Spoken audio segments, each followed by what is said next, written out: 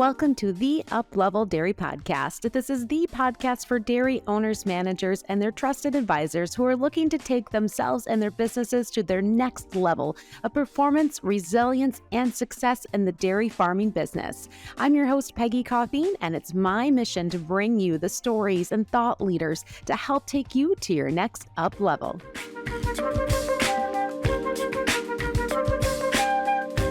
If you manage a dairy operation, you would know how frustrating employee turnover and lack of engagement can be. It costs you time, it costs you money, not to mention it creates a lot of stress that takes you away from the action items you need to focus on to really move your business forward. But what if there was a way to engage employees so that they not only want to stick around in this tough labor market, but actually want to be a part of achieving your goals for milk quality, production, and cow health? Well, our guest today has found a structure for meetings that has her team working together to hit their goals and has the results to prove it on their 1,100 cow dairy near Watertown, Wisconsin. And that is Christine Bender, manager and partner in McFarlandale Dairy. This episode is sponsored by Merck Animal Health, a leading animal health company dedicated to shaping the future of livestock management. With a comprehensive cattle product portfolio combining the innovative technologies of Allflex Livestock Intelligence. And stick around all the way to the end of this podcast for a few words with Territory Manager Jeannie Bishop.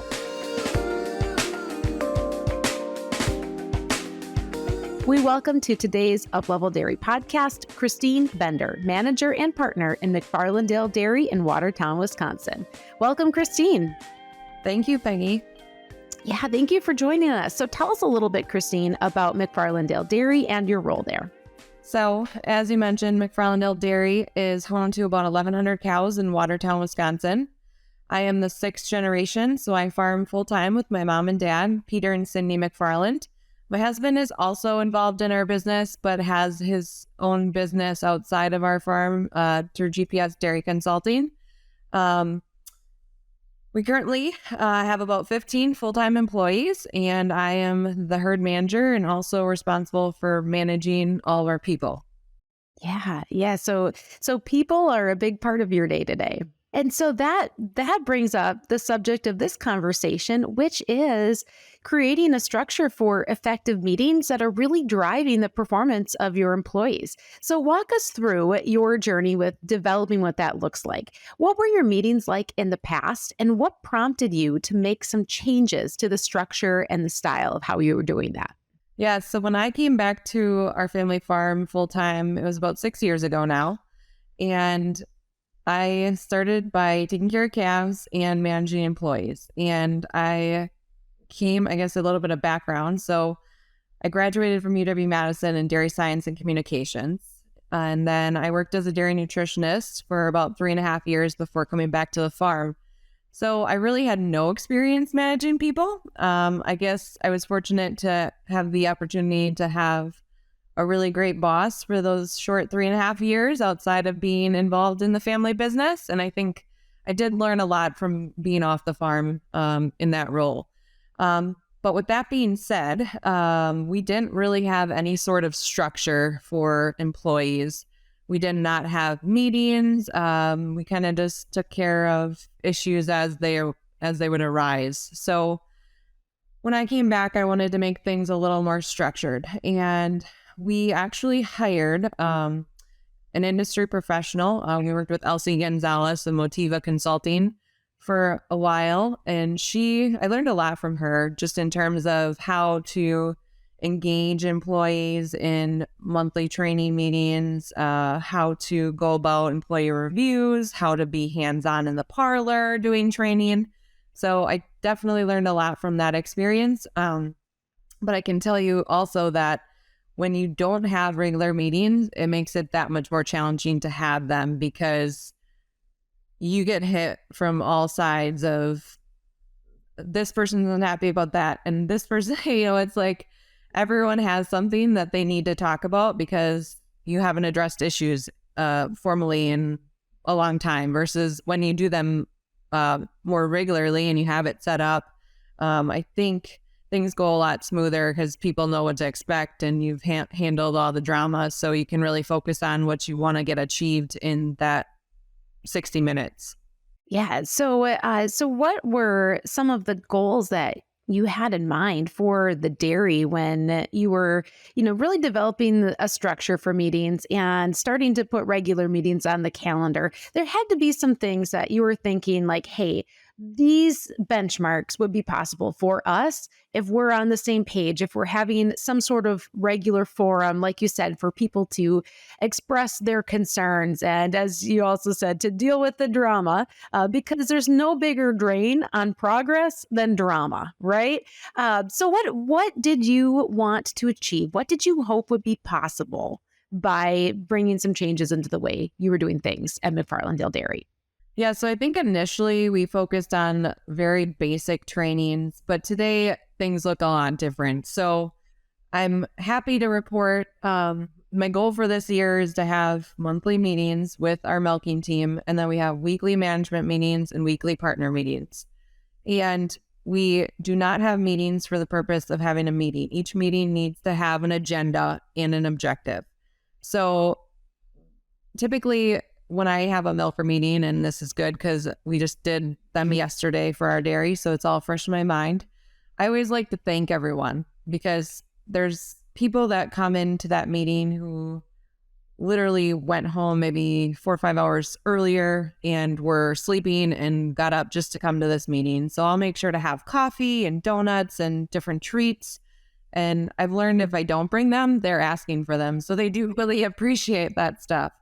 And it's just a little bit of camaraderie, as people file in the morning, we can kind of visit and take care of some business of, are your contacts up to date? Are you guys still active in our WhatsApp group? I need some photos or whatever I need. But then if we ever have new members of our team, we go around and we do introductions. So everybody says who they are and then maybe what their role is on the farm, how long they've worked here.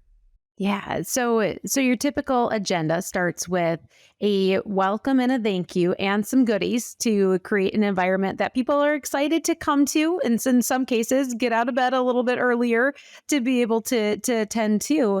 And also using this as an opportunity to put some names to faces for new employees, almost like a reinforcement for some of the onboarding. Is that kind of how you look at that too? Yeah, well, we want to create a positive, welcoming work environment. So to me, it's important that everybody knows each other. And I know just because they work alongside each other doesn't really mean they know each other. Sometimes it's amazing how it'll be a couple of weeks and some people still don't know who the new person, like, what's their name? I don't know their name. Who is it? So this provides the opportunity to do that. And so what else does your structure look like that you've really found to be the game changer for making these meetings? As you said, not just a meeting to have a meeting, but really have a focus and an intention and positive outcomes. So the beginning of the year, we do set goals for our team, and we'll have to adjust those throughout the year depending if we hit them and how things are going. But I like to then start with an update on our goals. So I'll show them numbers and we'll again review the goal and say, we're getting closer or maybe we're not, we're going the opposite direction. And if so, like why? We need to address that. And it's been really positive. I think once you set a goal and you write it down and you communicate it to your team and then you give them ways to work towards it, it's amazing how easy it is to then achieve that. And everybody has the buy-in and commitment to reaching those goals and then getting the reward. Like we're within 13 points of our somatic cell count goal for this year already within the first, 2 months. So everybody's really excited because I'm like, well, we should start planning the party. What do you guys want to do? Oh, now that is awesome buy-in and engagement. And so what you just laid out there was an example of a goal that you set, communicated, and wrote it down as you mentioned, and then also talked about and are bringing up regularly. So that's a great example. Is there another goal that is on your list that you're doing the same thing with right now and seeing some results from? So Piggy, on our farm, we have goals in every area, right? But I think it's really important to just start with a couple key things to really hone in on, okay, for example, for the milking team, let's really focus on somatic cell count. It's easy to say, here's where we are today, here's where we want to be, and here's the things I think that are the opportunities to get there. So we do somatic cell count, and then right now we're also doing mastitis cases. Our dairy really struggled with like toxic mastitis this past year, and we've made tons and tons of changes. And finally, it's just really getting back to the basics and trying to maybe pedal backwards a little bit on some of the changes we've made that financially, have had an impact, costing more money, but not necessarily getting the results we had hoped for. So just focusing on the basics and making sure everybody's doing the little things every day that are so important. So it would be somatic cell count and mastitis cases by month. Yeah. So a couple of things that, like you said, keeping it really simple as far as what those goals are and having those recurring conversations. So talk a little bit too about, I know you have a couple different shifts of workers. How do you get everybody into a meeting space, or are you breaking it up into a couple of different meetings to be able to accommodate everyone on the team? Yeah. So when our parlor wasn't running around the clock, it was easy to get everybody together in between shifts, but we've tried to accomplish that because I've had members of our team say, Christine, you have to have everybody sitting in the same room so everybody hears the exact same message.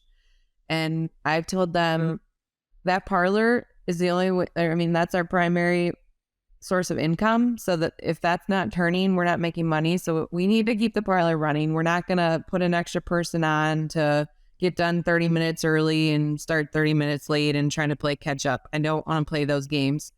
We're going to have to do 2 meetings. So we do 2 meetings. Like yesterday, we had the first one at 8:30 because our shifts are over at 10. So that gives me a solid hour. And then the other one was 11:30. So that my other shift could go do their outside work and then be back. And we have, again, about an hour. And I think time is important too, because just like myself, I know I like being active. And if I get stuck in a meeting for a whole afternoon, I feel like completely drained because I don't know, I'm just not used to that. So like I can pay very close attention for an hour. But if it's more than that, I think it's hard, and I'm sure they have the same feeling. So I guess making sure people are taking part by making sure phones are silenced and put away. If someone's not engaged, I'm maybe not very nice, but I like to pick on them then and like say, hey, all right, I got a question, and just check if they're paying attention kind of thing. And usually that gets the rest of the group to laugh a little bit, and then they kind of perk up and okay, I'm paying attention. So they know Christine's going to pick on them if they look like they're dozing or drifting off, huh? Dad, I'm not doing this for myself. I'm doing this for them. Right. I commonly tell them that. And so I want to make sure that they're involved in the conversation. So I'll commonly ask for input throughout the meeting, allowing for some really great discussion. Again, I'm not at the farm every day doing what they're doing. So they have a lot of value in terms of feedback and different ideas as well. And I think if you can incorporate them into the conversation, it makes it that much more meaningful. And again, you get more buy-in. Christine, when you talk about the structure that you have for these meetings and for keeping people engaged for that 1 hour time, being really focused on what you want to achieve in the time that you have with your team members, what are some of the tools and tips and tricks that you can share for how you have made those meetings more effective? Yeah, so I like to utilize the PowerPoint, and we recently converted our office to a conference room, I would highly recommend it. It's so much better than having like one table and, a chair on each side. So having like just everybody sitting around the same table that everybody feels a little bit more a part of the team is great.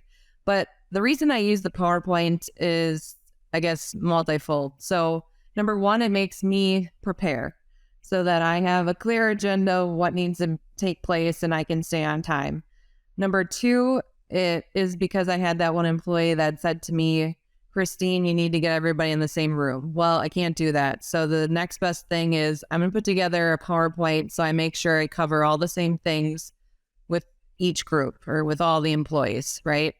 And then I guess in addition to having a PowerPoint, I like the classroom setting, but I also know that, again, our employees are much like myself, and we learn better sometimes doing hands-on things. And all of our people are used to being, very physical and active. So I think if we are doing like last month, we had animal handling training. So let's talk about it. Let's get the classroom experience, and then let's go in the barn or in the parlor and let's practice, right?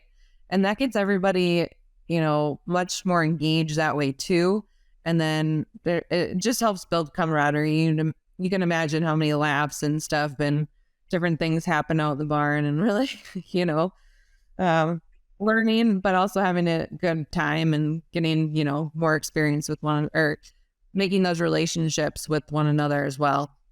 So you're seeing that this meeting as not just information and moving forward on goals, but also as an opportunity to build camaraderie. And what you just shared about some of the prep that you're incorporating ahead of time by creating these PowerPoints, for one, it keeps you accountable to your commitment of having these, what you want for the outcome of those meetings. But then it also provides your solution to that problem of how do we consistently have a message that goes from one group to the next when you may not all be able to meet in one spot. And I think I like what you shared about how you kind of seal that deal, the reinforcement. And this is like all, learning, right? So present information and then provide examples and follow up or something hands-on. And what that tells me, Christine, too, is that you're appealing to a couple different styles of learning to be able to meet employees where they're at with how they consume information and how they retain it too. Have you noticed that makes a difference?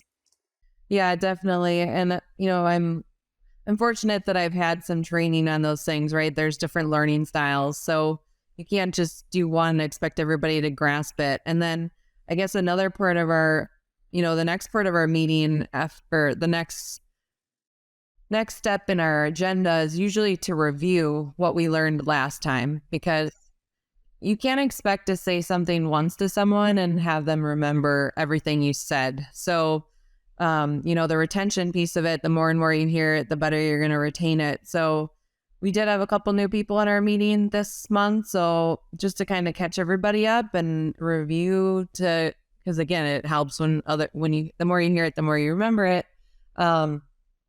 We just quickly reviewed the last 2 months trainings, and instead of 10 slides, I had one slide and asked a couple questions to engage people to see what they remembered, and worked it that way. So, Christine, I know you have these regular monthly meetings, but then there's also that part of communicating and keeping the team engaged, involved, informed in between those meetings. So what is working well for you for keeping communication open and having some sort of accountability for you and your team as you guys work towards your goals? Yeah, so monthly meetings is great, but it's still not enough, right? We need more communication. So on our dairy, we utilize WhatsApp. And again, this was a recommendation I had heard from another farm, and it took me a while to adapt and use it. But now that we have, it is very, very beneficial. So it just makes it so much easier to communicate amongst the different groups. So for instance, we'll have a milking team WhatsApp group. I'll have a manager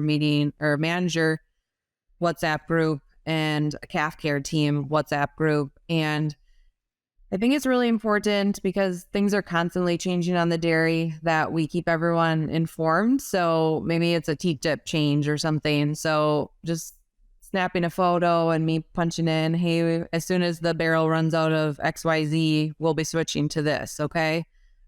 Just so everybody's on the same page and I don't have to do the, okay, you tell the next shift scenario. And then when they don't do it, then I don't have anybody to really hold accountable because I don't know if they did it or not, but they're not using the product they're supposed to be using. So that's a problem. So, Christine, you just referenced WhatsApp, and that's WHATSAPP. This is a cell phone app that any of us can find in our Apple app options or wherever we download our apps from. Why is this app? Why do you think it's so effective for you as a dairy manager to use with your team? Yeah, so I learned that WhatsApp is used internationally. So a lot of our international employees had already used it prior. So it was really easy for them to utilize it, and it makes it easier than texting, because whether you have an Android or an Apple phone, sometimes messages will only respond to whoever sent the first message. Well, this is just a really easy app to use that keeps it more like a group chat, and you can send audio clips, you can send photos, share documents, all those different abilities. Yeah, and you're able to actually break that out into different groups you mentioned too, like for your calf team and your milking team. And so you can really manage those conversations, it sounds like. Yeah, definitely. And we encourage communication, especially in our managers group and our calf care team, especially on the weekends when 3 different people that do each feeding. So making sure there's continuity that in the communication piece of it, since we're missing that in the person over the weekend time. So, Christine, let's talk for a moment about the integration of building your high-performing team and incorporating some technology, because you recently incorporated some activity monitoring technology at the dairy, right? Yeah, so it's probably been almost a year ago that we installed the SCR ear tag system. So I think the biggest advantage of putting in the SCR system is on our regrow and health side of things. So prior to having the ear tags, we still tail tracked everything, and now our prig rate has increased probably by 4 or 5 points since putting it in. Between what you're able to measure and monitor by having some more, technology through the activity monitoring and ear tags and all that, and also having your team that is really working well cohesively, what do you think will be possible in the future as you as you move forward, when you combine data and information with a powerful and cohesive team that works together and is excited and committed to the future goals that you have? Yeah, so I think, it's amazing to see how far we've come and to imagine what the future is going to hold, right? The things where we'll be in 5 years from now, it's numbers that we probably can't even fathom, right? Because we just continue to get better and better each and every year, in terms of milking production, reproduction, all of those things. Yeah, and technology is a big part of that, but technology and a good team, those two things go hand in hand, right? Oh yeah, you need good people that carry out the day-to-day tasks. Christine, this has been so fun and so great to have you share what is working and the structure that is being really effective at McFarlandale Dairy. And how we always love to end the Upleveled Dairy podcast is with 5 questions that are all about you and your next level of performance and productivity. And Christine, I know you are a goal setter and a goal getter. And so I'm excited to hear how you are growing and looking to continue to grow personally and professionally. And so Uplevel 5 question number 1 I have for you is, what does success look like to you? So personally, success for me, I have a 3.5-year-old and a 3-month-old. So I'm balancing my work and personal, so trying to balance home life with my work life, and owning your own business really makes those lines very blurry. So really trying to be present. So when I'm home, trying to focus more on the kids and my husband. And then when I'm at work, trying to be 100% engaged in whatever I'm doing there. So on the professional side, success for me is coming to work and having happy employees versus having everybody come to me and complain about this person or that person. And then just recently, we have had several employees that have left in the last year or two that have contacted me saying, hey, do you have any openings? I'd really miss working for you. I miss the cows. I'd love to come back and work for you. And I know the grass is always greener on the other side. So sometimes people leave for money or whatever they're chasing. But I always tell people, dairy farming is not an easy job. You really need to love it. And I'm not expecting everybody to love it and think of it as their own business like I do. But when you find people that absolutely love it, that makes all the difference for the business too. Yeah. Yeah. And Christine, that says a lot when people are asking you in a market where they can go a lot of places to work, but you've created an environment that people want to come back to. So if that's your vision of success, I think you're rocking it. And Christine, in 3 words, how do you want to show up each day? Positive, present, and prepared. Oh, good ones. Good ones. And who are a couple of thought leaders that you follow? So I really enjoy listening to Hank Wagner speak on his leadership topics. I've learned a lot from the PDPW podcast, and he's one of the main speakers for that. So I always enjoy that on a Monday morning to kind of set my tone for the week. And then I have to say, actually, my mom and dad, and maybe this is really sappy, but my mom is the strongest woman I know, and she balances, all the different balls in the air. And I've always been amazed by her. And to this day with her, like, she has such a bubbly personality and always happy. Like, I just don't know how she does it, but she's somebody I look up to and like want to model. And then just recently, it's kind of a funny story. We had baptism for our daughter a few weeks ago, and it was in the middle of the night. I had gotten up to feed the baby and everybody else was asleep, and here I am scrubbing the floor, getting ready for the party the next day, which is something she has done many, many times, and I always called her crazy, but now I understand it, right? It's like, well, there's time to do it now and nobody's going to bother me. Like, the phone's not going to ring. Somebody's not going to ask me for a cup of water or something like that. So I get it. And then I have to say my dad, because to this day, I haven't ever met anyone who sets the bar quite as high as my dad. And, sometimes, well, many times that's been extremely challenging to live up to. But I've realized that that's something I want to continue to strive for in our dairy. There's never an animal that leaves the farm that he doesn't question what happened. What could we have done differently to save that cow? And it used to drive me crazy when I was the one responsible for taking care of the cows. But now I understand it. And I do think that that is something I want to continue to incorporate into our culture, having accountability for every single animal. Excellent. And Christine, what words do you live by? Family, faith, and farming. So family is super important to us. And I'm so fortunate that I get to bring my 2 little girls to work with me every day, and my mom takes care of them. And then obviously having faith. I don't think you could really be a farmer without having faith, because it's such a volatile market, and, there's weather events that can impact our business, and just having the faith that everything's going to be okay. And we just have to continue to do our best regardless of the external factors.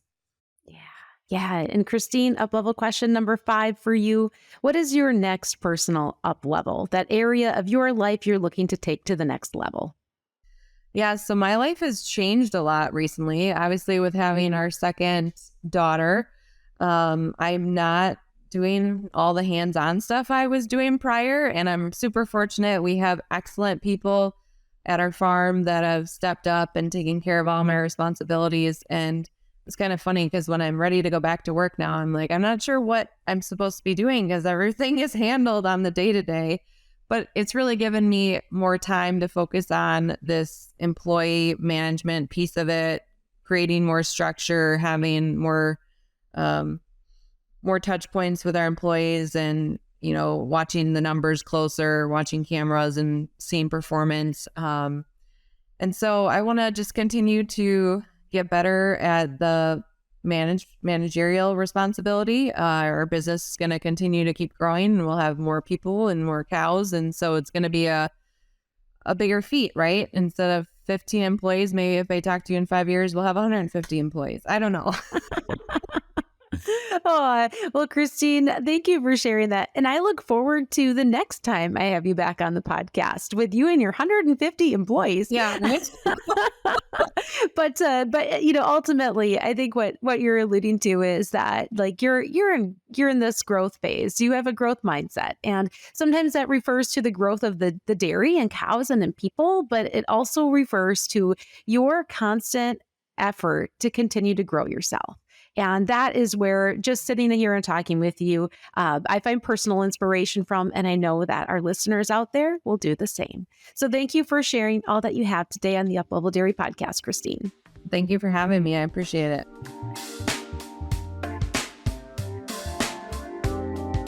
This episode is sponsored by Merck Animal Health, a leading animal health company dedicated to shaping the future of livestock management with a comprehensive cattle product portfolio combined with the innovative technologies of Allflex Livestock Intelligence.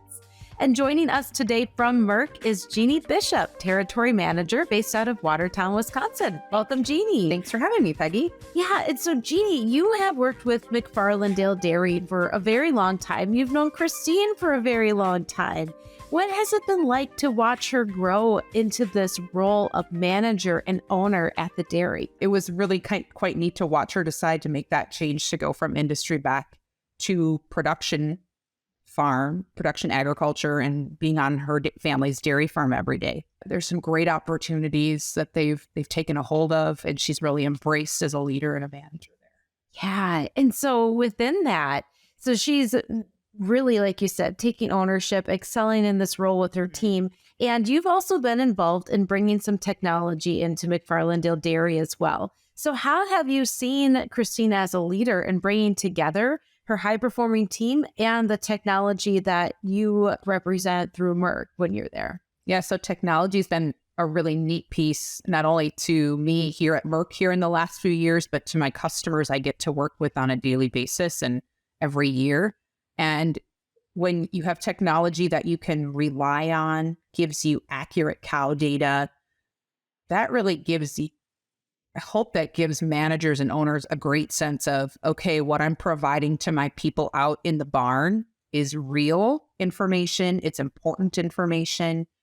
And have I now taken my leadership with them and giving them skills and training and thought processes out in the barn to take the data and make good decisions, not only for the cow, but for the farm in general. And Jeannie, as we take a couple steps back, you talked about how you're involved with providing this technology, but your role with Merck and your role in the dairy industry has been this combination of representing monitoring technology, identification, and also biopharmaceutical. And so you spent your whole life in dairy. But when you look ahead at the future, what gets you most excited to continue on this path? Well, it was really neat a few years ago when Merck and Allflex merged together and the technology piece came into my side of the business. I work primarily on the biopharma side, so the vaccines, the pharmaceuticals, things like that. And so as a kid who grew up on a farm and still engaged in a farm, I knew that technology piece was going to be critical for us at Merck to have growth going forward. We need to know what our cows are telling us. We can't be in the barn 24/7. Not every person in the barn is really equipped to be a good cow person, right? Like the person who looks at the cow list, there's something off with her today. She winked at me funny, right? Those are subtle things that there's amazing cow people out there, but it's not something that everybody wants to have or needs to have. They need to be able to make good decisions. And so with technology being on farm, we can now make better decisions with their animal health choices, whether it be on different protocols for when they're sick, different vaccine protocols to help them through different stages of lactation, and watching what watching what the cows tell us. Was that a good choice? Was that a not so good choice? Can I do things different? Can I time things different? And so when you have that technology piece, that unbiased data, it makes management choices easier, and it leads to, I hope, for better outcomes, right? We most of us wake up every day wanting to do better and to grow in some way, shape, or form. And so with technology, that's a growth opportunity for a lot of farms to empower not only the managers and the owners, but their people out in the barn. And when you can empower the people out in the barn, they want to be there, they want to do a good job, and they want those cows to succeed. So that's been a really great part here over the last handful of years with the addition of Allflex to our portfolio. Yeah. So taking good care of cows, empowering people with data that gives them the knowledge to make good decisions. And that is what gets you excited about the future of where dairy is headed. Yes. All right. Thank you so much for joining us, Jeannie. Thank you.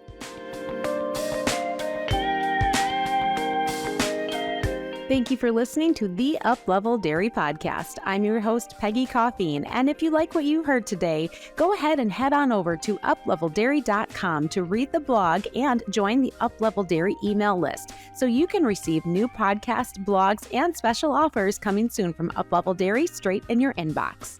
To listen to more episodes, head over to Apple Podcasts, Spotify, or YouTube, and don't forget to rate and review. Connect with me, Peggy at upleveldairy.com, and follow Upleveled Dairy on Facebook, Instagram, and LinkedIn.